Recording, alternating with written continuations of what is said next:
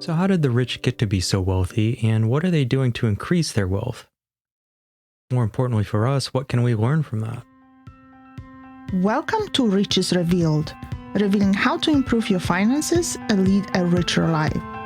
Coming to you from the scruffy little city of Knoxville, Tennessee, is certified financial planner Jack Martin.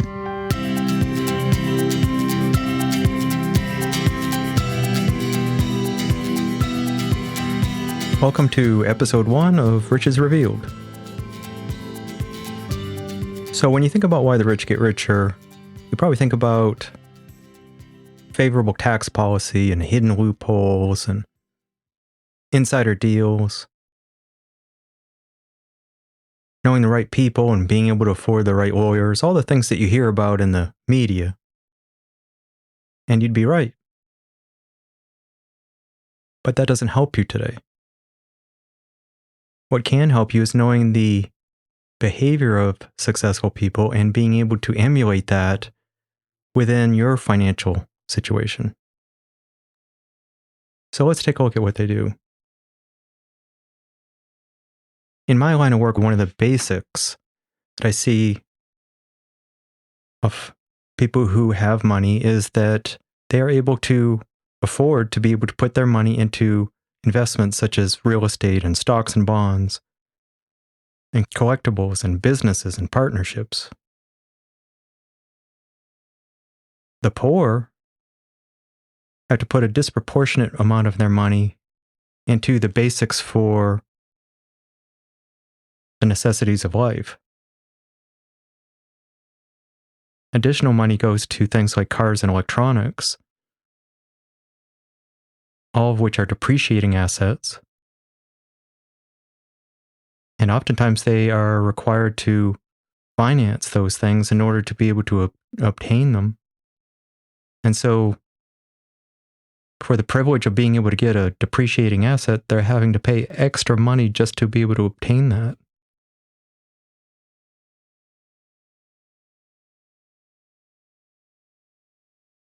The wealthy are also able to use the power of their money in order to be able to obtain things in quantity, just general daily goods, for instance. They can buy those in quantity and therefore reduce their per unit costs. They're able to buy higher quality items.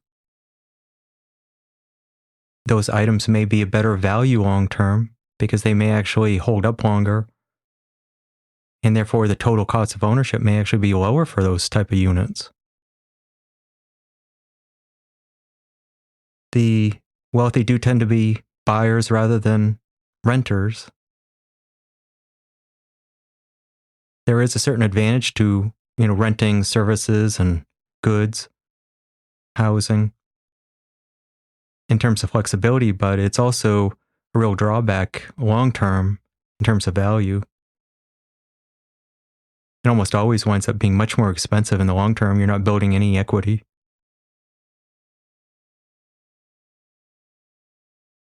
And it's expensive to be poor. The items that we were just talking about, as I mentioned, if you have to finance them, your financing costs are much higher than those people who are more well off. Any sort of flat fees, such as late fees, that may be a result of things like the financing, hit you much harder if you're on the low end of the economic spectrum than somebody who's wealthier. Same thing with any sort of flat fees, flat taxes. If you were to be unlucky enough to get a parking ticket, let's say it was $100, a wealthy person is just going to shrug that off, barely be able to remember it 5 minutes later, whereas somebody who's on the low end of the economic spectrum, it might be very damaging. You might really have a hard time even paying your bills because of that one fee. Poor people usually have a harder time affording high quality foods, and that affects them in a few ways, such as being overweight, having diabetes.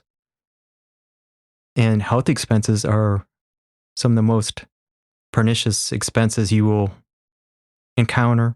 Never mind the quality of life detriment that it imposes on you.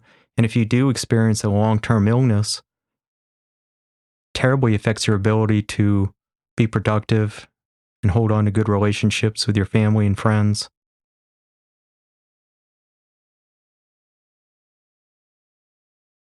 And all those things also affect your mindset. So if you've grown up in a poor environment where people were struggling, you may have developed sort of a poverty mindset. And what can happen with that poverty mindset is that you become very fearful and you become afraid to spend any money. You're afraid of making a quote unquote wrong decision, even though really there are very few things that are right and wrong in the world. It's not like when we were kids in school. They're usually better and poorer decisions. But you develop a real fear. And that causes you to become, even if you were to have the money to take advantage of an opportunity or buy an item that you need, you become very slow about those decisions. You agonize over those decisions. That becomes something where you become very slow in many aspects of your life. So when I work with wealthier clients, they make decisions very easily and quickly, and it becomes a habit for them. They know that when they make a decision, the risk to them is very low because they have so much abundance. They have an abundance mentality. They think that it's normal. They think that they are deserving of their wealth. And so they become much more confident in every aspect of their life. And this leads to just a higher speed in which they are able to live their life. And we all have a limited lifespan. They are able to accomplish more in that lifespan than somebody who has become more fearful. They live their life at a faster pace. They are able to accomplish more, make decisions more easily. When you're poor, you can become to the point where you're almost frozen with your fear. And the speed at which you're living affects the timeliness of when you are able to do things. So let's say that you actually have the funds to take advantage of an opportunity or buy an item that you need. Your fear may slow you down to the point where the opportunity bypasses you. Somebody who's wealthier has that mentality of abundance and who's making decisions easily will be able to take advantage of it where you might miss it.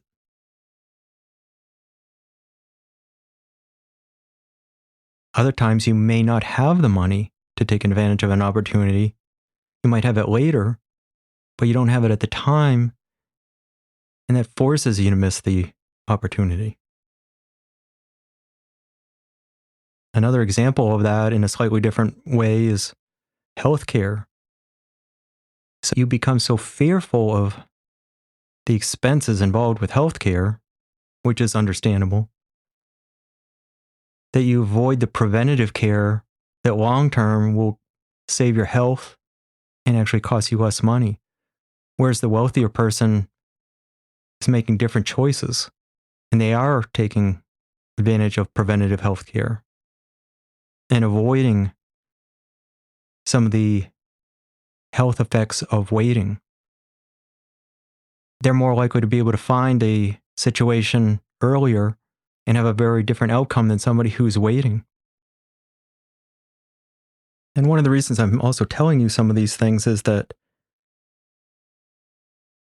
there is a mindset also amongst a small percentage of the population who actually believes in some part of them that having money is corrupt. My feeling from personal experience is that the benefits of having money far outweigh the negatives associated with having money. My family, for instance, generations ago had money, and we'd owned some property outside of Boston in a town called Reading, Massachusetts. And when I was born, we lived in what was called the carriage house. So on the property was a large Victorian home, and behind it was the quarters that had originally been for servants and those who were the drivers. And that had later been converted into a second home on the property. But by the time I was born, it was only a shadow of what it had once been. Apparently, my family had originally owned a glass factory in the area and been very prosperous. But within my lifetime, my grandmother was worried she wasn't going to have enough money to be buried. And the benefits also from one generation to another are enormous, because it at least gives the next generation something to stand upon. It gives them a much better chance of being able to fulfill dreams, live a successful life. So if you have the mentality that you're questioning whether or not there's something sinful or corrupt about having money, I hope you'll set that aside.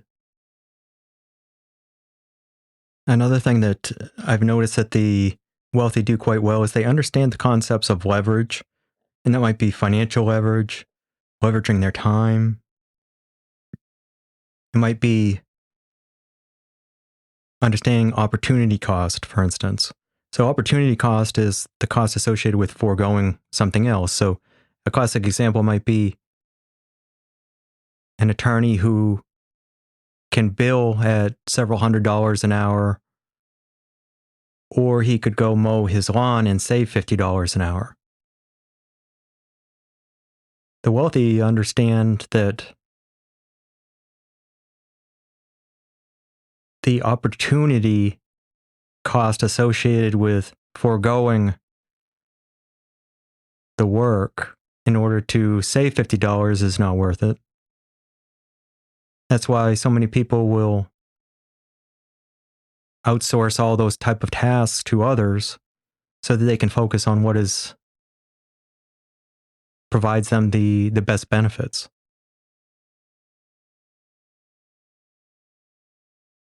And some of them learn these type of behaviors through their family. There's something called the wealth cycle. The wealth cycle basically is that those people who are born into this learn to do things differently, and they are exposed to opportunities that others are not. They have much more social capital. Their family has connections. As I said, their family has the best lawyers. And one of the reasons I've mentioned lawyers now a couple times is that that is a differentiator between the lower classes and the rich, is that the rich can afford to take advantage of the power of the legal system over others. So they have that advantage there. Through their connections, they have opportunities presented to them that the poor, if they do not have connections and are poor in connections, are not going to be presented with. They've got, exclusive club memberships. They go to the best schools, and through those schools, they also get connections. So you've noticed that I've mentioned connections there a couple times, and we'll get back to that as well when I discuss the kind of things that I think that you can do. The wealthy usually also do not depend solely on one source of income. Most of them have multiple sources of income, and in fact, I think it was Tom Corley in his book, Rich Habits, he studied the habits of millionaires during a 5-year study. And he found that 65% of self-made millionaires had 3 or more sources of income. The poor, on the other hand, tend to have one source of income, which is their wages. And if you're in that situation, you understand how precarious that is. To be so dependent on one source of income, one employer, for instance, it gives them all sorts of power over you that they may not be aware of, but you are aware of it.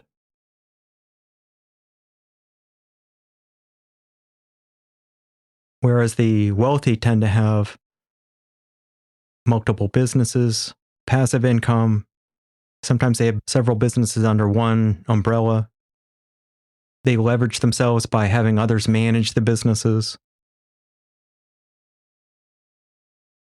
Through those businesses, they may have retirement plans set up.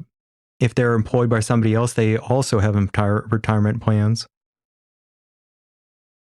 The Federal Reserve in 2019 said the following: participation continued to be uneven across the income distribution. Less than 40% of families in the bottom half of the income distribution were in a retirement plan, compared with more than 80% of upper middle-income families and more than 90% of families in the top decile of income.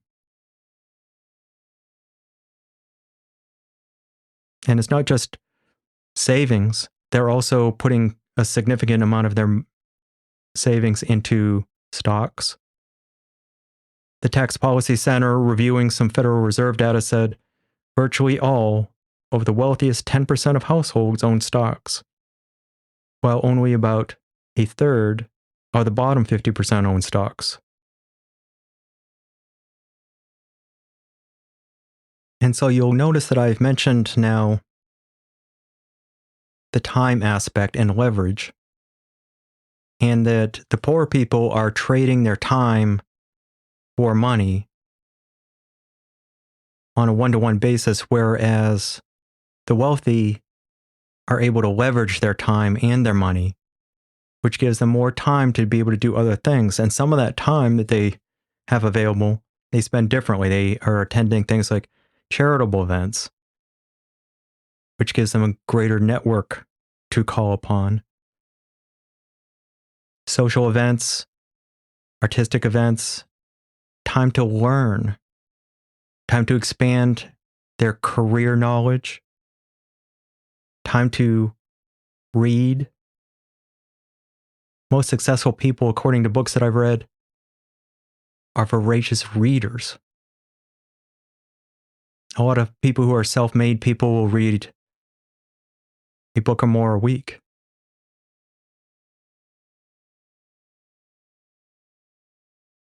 So now that we've discussed some of these things that the rich may be doing differently, what can you do? What kind of actions can you take? So one of the first things I would say would be to build an emergency fund.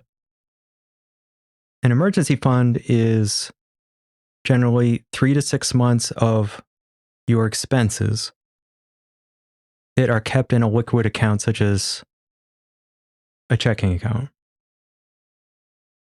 And this will accomplish 2 things. One, it will be there, as the name implies, in the case of an emergency. For instance, for me, recently was my dog became sick. Or for you, it might be, say, that you lost your job and you needed something to fall back on. The other thing it will do is what I had alluded to before, which is it will help change your mentality from one of a fear mentality, a poverty mentality, to one of an abundance mentality. And it will allow you to be able to speed the pace of your life and your decision making. And what will further do that is that once you've got that emergency fund set up, then you can also build a working cash fund that will allow you to do things like be able to buy in quantity. That will help lower your unit costs on things and will further help to get you away from the poverty mentality that you may have had in the past. To help fund some of this, it would be good to be buying any depreciating items secondhand. I don't want you to buy new items that are depreciating assets. I'd rather you let somebody else take the hit on the depreciation and the financing. So if you can buy something secondhand, you'll pay much less for the item, and you won't, hopefully, need to finance it as well. This will also allow you to be able to do things like invest more. At work, if you have a 401k, I'd like to see you max out that 401k. At the very least, I'd like to see you invest enough to be able to get the full company match. Additional things that I think you can do would be what we're talking about very successful people doing, which is reading. If you feel like your financial knowledge is not sufficient, read books about financial topics. If you prefer to listen to things like this podcast, obviously, I recommend that. You may want to study or go to school to help improve your skills. All these things can be done in a way that will help you move in the right direction. Just a small change can have huge effects over time. So you are not going to be able to do all of these things all at once. Like I said, my first priority would, if you don't already have one, would be to set up an emergency fund. But I think all these topics that we've talked about today are things that will help you in the future. I hope that you've got something from this, and a lot of what we've talked about today will be a foundation for much of what we'll talk about in the future. So in closing, I'll tell you that in future episodes, we've got the topic of inflation, which I think will be a timely topic for you, and what to do about it. We'll be talking to a real estate professional who is also a certified public accountant. So I think that'll be very interesting for you. We'll also be talking to an individual who was very successful and managed to bring himself out of poverty. So I hope this was all helpful for you today. And until the next time, be one of the good ones.